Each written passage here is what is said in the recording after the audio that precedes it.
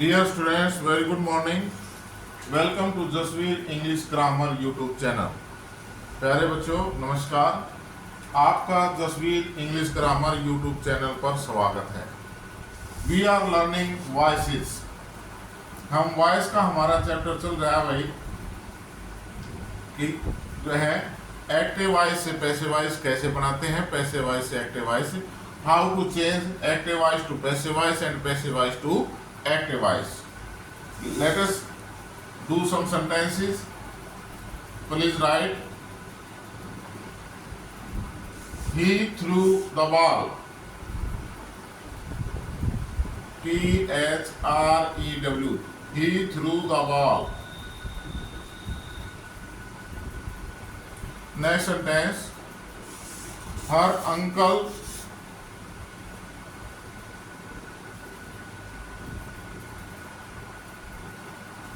will look after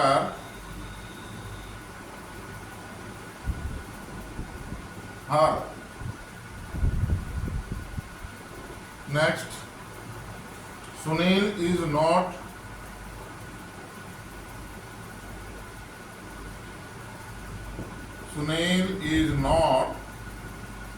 watering the plants. P-L-A-N-T-S, plants. May I take this pen? May I take this pen?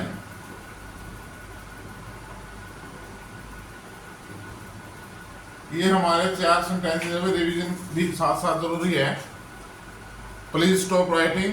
Look at the board. He threw the ball. First of all हमने क्या देखना है कि tense कौन सा है, verb कौन सी है, पैसिव वॉइस बनता है या नहीं बनता है। He threw वर्ब की सेकंड फॉर्म है। कौन सा टेंस है भाई? Past indefinite tense. He threw उसने फेंका। What? क्या फेंका? पत्थर फेंका, स्टोन फेंका, a piece of stone, the ball, गेंद। ये इसका ऑब्जेक्ट है भाई, ये वर्ब है और ये ही सब्जेक्ट है। अब इसका पैसिव वॉइस बनाएंगे हम। क्या बताया था? ऑब्जेक्ट का सब्जेक्ट और सब्जेक्ट का ऑब्जेक्ट बन जाएगा। तो ऑब्जेक्ट है हमारा द बॉल, तो द बॉल को हम पहले ले आएंगे, सब्जेक्ट बना देंगे द बॉल। अब टेंस पास्ट इंडेफिनिट टेंस है। पास्ट इंडेफिनिट के एक्टिव वॉइस में वर्ब की सेकंड फॉर्म लगती है भाई, यूज होती है। तो पैसिव वॉइस में क्या होगा? वाज वर्ब वर्ब की थर्ड फॉर्म। क्या होता है पैसिव वॉइस में? क्या यूज होता है? पास्ट इंडेफिनिट का पैसिव वॉइस सेंटेंस है तो वाज वर्ब वर्ब की थर्ड फॉर्म लगेगी। तो वाज या वर्ब में से the ball is the singular noun, use was. Third form of the verb throw, through, thrown, T-H-R-O-W-N, thrown. By subject का ऑब्जेक्ट बनाएंगे, उससे पहले बाय का प्रयोग। ही का ऑब्जेक्ट क्या होगा भाई? हिम। ही का object him. The ball was thrown by him. Next sentence है her uncle will look after her. Future indefinite tense भाई, विल शैल वर्ब की फर्स्ट फॉर्म। ओके, तो ऑब्जेक्ट क्या है इसका? हर। और सब्जेक्ट क्या है? हर अंकल सब्जेक्ट है। तो ऑब्जेक्ट का सब्जेक्ट बनाएंगे। हर का सब्जेक्ट क्या होगा भाई? She. Will future indefinite tense में क्या लगेगा? विल या shall be third form of the verb. She will be looked, L-O-O-K-E-D, she will be looked after, A-F-T-E-R, after. Verb के साथ अगर कोई परिपोजिशन नहीं होगा तो साथ रहेगी। सी विल बी लुक्ड आफ्टर, या कोई फ्रेजल वर्ब यूज की गई है तो फ्रेज होगा तो यूज होगा। सिर्फ थर्ड फॉर्म वर्ब की फॉर्म चेंज हो जाएगी, थर्ड फॉर्म का यूज होगा। She will be looked after by her uncle. Subject object भाई, she will be looked after by her uncle. Next sentence है भाई, Sunil is not watering the plants. Subject क्या है? Sunil. Object क्या है? The plants. और टेंस कौन सा है? इज और वर्ब की फर्स्ट फॉर्म प्लस आईएनजी। किसमें लगता है इज एम आर वर्ब की फर्स्ट फॉर्म प्लस आईएनजी? बताओ भाई कौन सा टेंस है ये? कौन सा टेंस है? Present continuous. Very good. Present continuous tense के पैसिव वॉइस में क्या लगाएंगे भाई हम? Is am are being third form of the verb. Clear हो गया? पता है? Very good. तो द प्लांट्स को इधर ले आएंगे ऑब्जेक्ट का सब्जेक्ट। द प्लांट्स के साथ इज एम आर में से आर का use. The plants are plural noun है। आर नॉट है तो नॉट नेगेटिव सेंटेंस है तो नेगेटिव रहेगा। The plants are not being, B-E-I-N-G, B-E-I-N-G। The plants are not being third form of the verb watered, W-A-T-E-R-E-D, watered by Sunil, by Sunil। Am I clear भाई? Next है may I take this pen. Sentence interrogative है और model auxiliaries का use हो रहा है। Modal auxiliaries में हमने क्या कहा था? अगर मॉडल एक्सिलरी में एक्टिव वॉइस है, मॉडल एक्सिलरीज के अंदर modal auxiliaries AUXILIARY model auxiliaries हैं, उसके अंदर क्या होता है भाई? एक्टिव वॉइस के अंदर modal auxiliaries plus first form of the verb की फर्स्ट फॉर्म लगती है भाई। जब हम मॉडल एक्सिलरीज का पैसिव वॉइस बनाएंगे, पैसिव वॉइस, तो क्या होगा? Modal auxiliary plus be plus third form of the verb, plus third form of the verb, ये हो जाएगा भाई। अगर आपका मॉडल एक्सिलरीज दिया गया है सेंटेंस में, एक्टिव वॉइस में मॉडल एक्सिलरीज में क्या लगता है? मॉडल एक्सिलरीज प्लस वर्ब की फर्स्ट फॉर्म। जब हम उसका पैसिव वॉइस चेंज करेंगे तो क्या लगेगा? Modal auxiliaries plus be plus third form of the verb. तो यहाँ मॉडल एक्सिलरीज है भाई। सब्जेक्ट क्या है? आई, और ऑब्जेक्ट क्या है? This pen. सेंटेंस इंटेरोगेटिव है तो इंटेरोगेटिव ही रहेगा, सेंटेंस की स्ट्रक्चर चेंज नहीं होगी। तो इंटेरोगेटिव के लिए मॉडल एक्सिलरीज बाहर भाई, सब्जेक्ट से पहले ही योगा। तो मे, अब ऑब्जेक्ट को सब्जेक्ट बनाएंगे। May this pen, may this pen. इसके बाद किसका प्रयोग करना था? मॉडल एक्सिलरीज के बाद बी, तो ऑब्जेक्ट के सब्जेक्ट के बाद बी भाई। May this pen be third form of the verb. Take, took, taken, verb की फॉर्म याद किया नो डेली भाई। May this pen be taken by, I का ऑब्जेक्ट क्या हो जाएगा भाई? Me, and sign of interrogation. Am I clear? Verb की फॉर्म हर जगह काम आती है, तो इसलिए पहले 5 वर्ब की फॉर्म प्रतिदिन याद करो 1 सप्ताह तक, उसके बाद 7, फिर उसके बाद 10, ऐसे ऐसे करके पढ़ाते जाओ। और जो है कम से कम 300-400 वर्ब की फॉर्म आपको याद होनी चाहिए। लिखो भाई, उतारो इनको, प्लीज राइट। क्लियर हो गए सभी सेंटेंसेस भाई? जल्दी से लिखो। लिख लिया सभी ने? Thank you.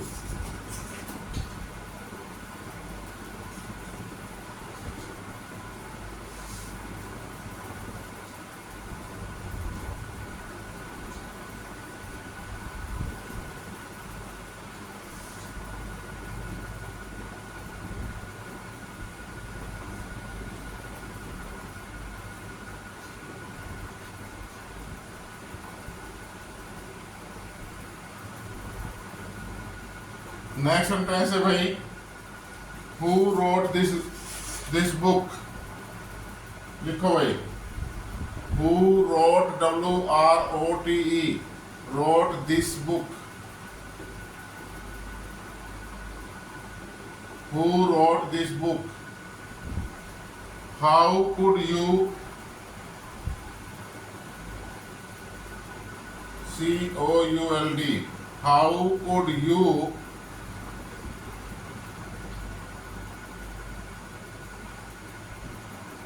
help me? How could you help me? We ought to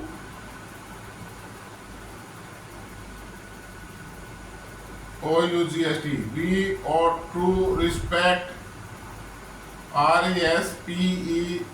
Respect our teachers.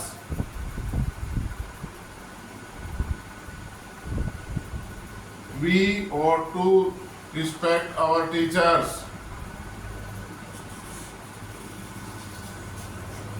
यहाँ देखिए भाई, stop writing please. Who wrote this book? Sentence कैसा है, किस टाइप का सेंटेंस है? Interrogative sentence. Who wrote this book? Subject क्या है भाई इसका? हु. ऑब्जेक्ट क्या है? This book.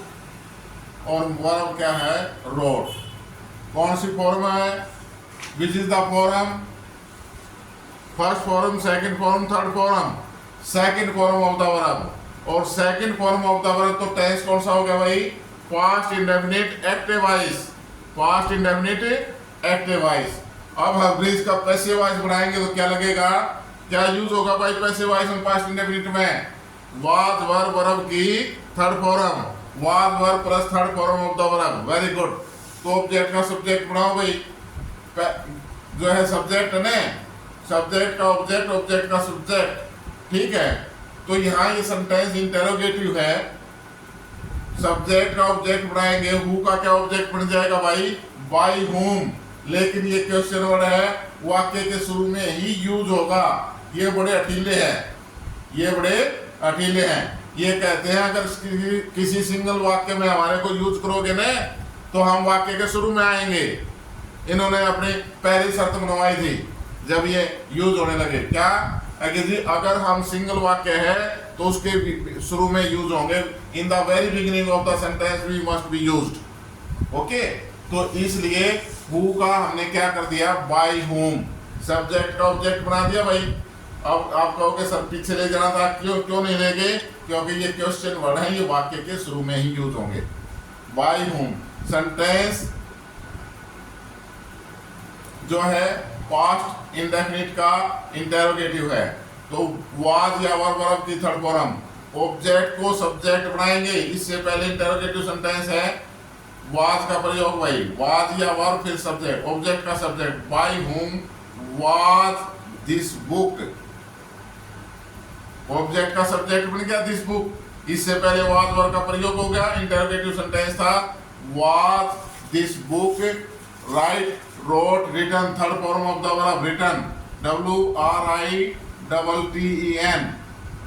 And subject object बनाए तो ये पहले ही बना दिया हमने. By whom was this book written? Sign of interrogation. Am I clear भाई? नेक्स्ट सेंटेंस है how could you help me. Interrogative sentence है. Modal auxiliaries. Could modal auxiliaries है वर्ब की फर्स्ट फॉर्म है एक्टिव वॉइस. तो इसका passive voice बनाएंगे. Interrogative question word दिया गया है. क्वेश्चन वर्ड क्यों का? तो हाउ. अब इसका ऑब्जेक्ट क्या है भाई? Help me. ऑब्जेक्ट क्या है? मी. मी को हम सब्जेक्ट बनाएंगे तो क्या बन जाएगा? आई. और सेंटेंस इंटेरोगेटिव है. सब्जेक्ट से पहले कुड का प्रयोग. Model auxiliaries. हाउ कुड आई. सब ऑब्जेक्ट का सब्जेक्ट बना दिया. अब मॉडल एक्सिलरीज के बाद बी का प्रयोग भाई. सब्जेक्ट के बाद be. Third form of the verb help. Help helped. Help लगा दो भाई. How could I be helped by. Subject you था, ऑब्जेक्ट बना दो by you and sign of interrogation. Am I clear भाई? Next we ought to respect our teachers. ought to क्या है भाई? Modal auxiliaries. ये क्या है? मॉडल एक्सिलरीज दिया गया है भाई. इसके बाद कौन सी फॉर्म लगती है? मॉडल एक्सिलरीज के बाद first form of the verb. तो सब्जेक्ट क्या हमारा? We. Modal actually first form होता है main verb, our teachers object. तो क्या करना हमने, ऑब्जेक्ट का सब्जेक्ट, सब्जेक्ट का ऑब्जेक्ट बनाना भाई, तो बना लो our teachers, TEACHERS, our teachers. अब मॉडल एक्चुअली का प्रयोग योग का तो ought, OUGST, ought to। अब मॉडल एक्चुअली लगा दिया भाई, इस यूज कर दिया। इसके बाद बी, our teachers ought to be। अब थर्ड फॉर्म होता verb, respect, respected, respected, RESPECTED। Our teachers ought to be respected by, we subject है, वी का ऑब्जेक्ट क्या हो जाएगा, us. Our teachers ought to be respected by us। लिखो भाई जल्दी से, प्लीज राइट। क्लियर समझ आ रहे हैं ना, वेरी गुड। ये रिवीजन चल रहा है तुम्हारा, आगे कभी भूल ना जाओ, बार बार जो है रिवीजन जरूर करना चाहिए। लिख लिया भाई। और नेक्स्ट सेंटेंस है भाई इंपेरेटिव सेंटेंस, कर दूं साहब।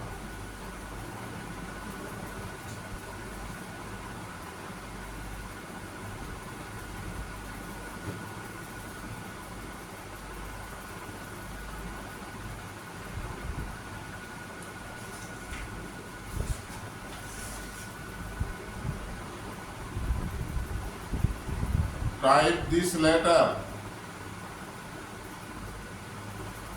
Type this letter.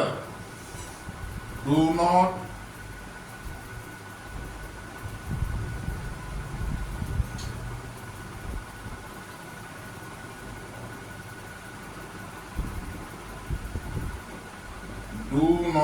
inform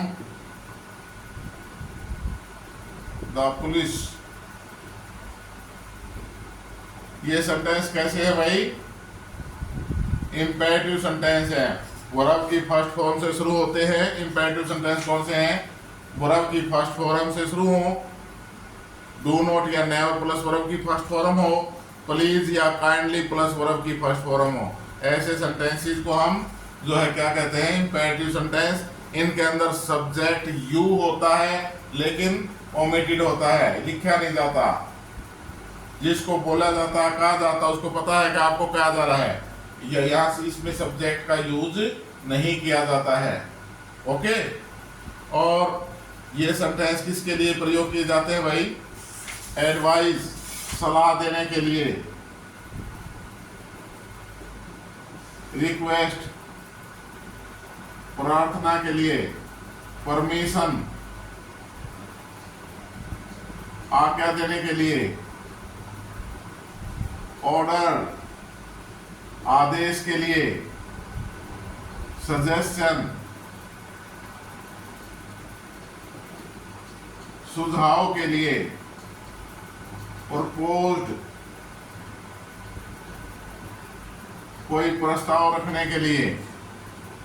ऐसे सेंटेंसेस जो है इंपेरेटिव सेंटेंसेस का जो है हम यहाँ यूज करते हैं। किसी को सलाह देना है, ठीक है, किसी से प्रार्थना करनी है, परमिशन लेनी है, आदेश देने हैं, किसी को सुझाव देना है, ठीक है, सजेशन या प्रपोज, एक ही बात होती है। एम आई क्लियर भाई। अब इसका हम क्या करते हैं, टाइप दिस लेटर, इसको हम किससे करते हैं भाई, सब ऑब्जेक्ट का सब्जेक्ट बनाएंगे, let, LET let plus subject plus be और third form of the verb, third form of the verb. तो अब इसको बढ़ा दो भाई पैसे वाइज। टाइप दिस लेटर, लेट, अब ऑब्जेक्ट क्या है, टाइप दिस लेटर, इसको यहाँ लिया और सब्जेक्ट बना दो, लेट दिस लेटर, फिर उसके बाद बी भाई third form of the verb, type, let this letter be type.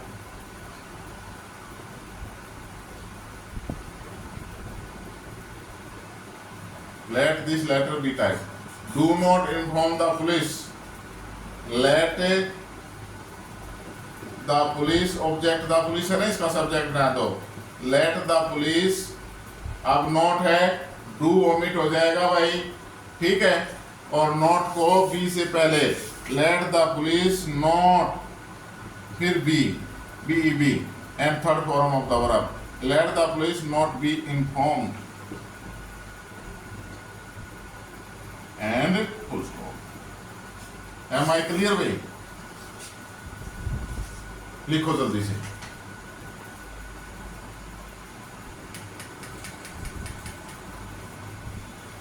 लिख लिया भाई?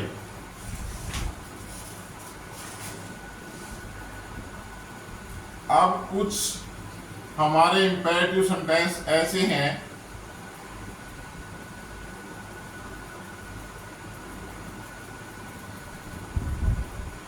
जो प्लीज या काइंडली से शुरू होते हैं।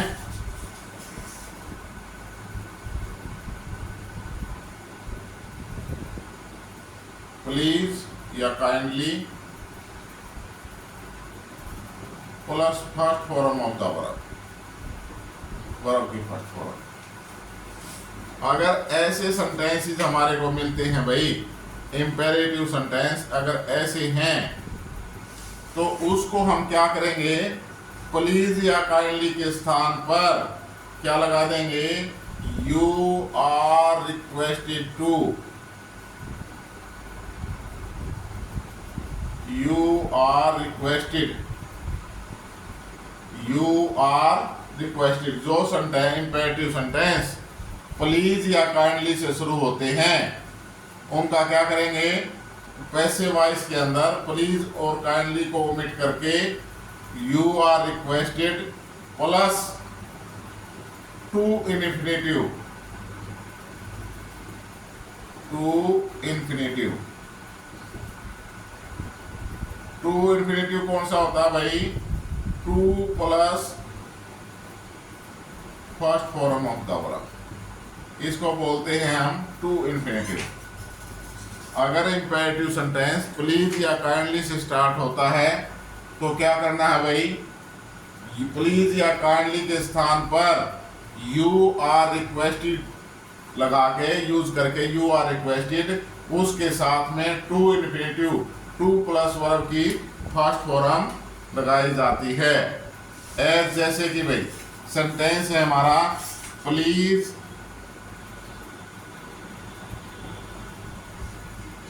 Help the old man,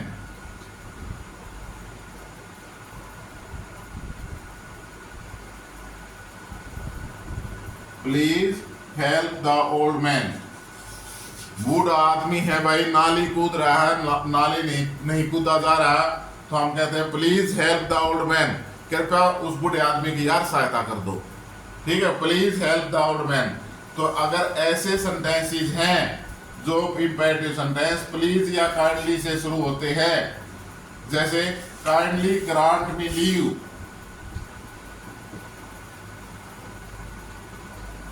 kindly grant me leave today,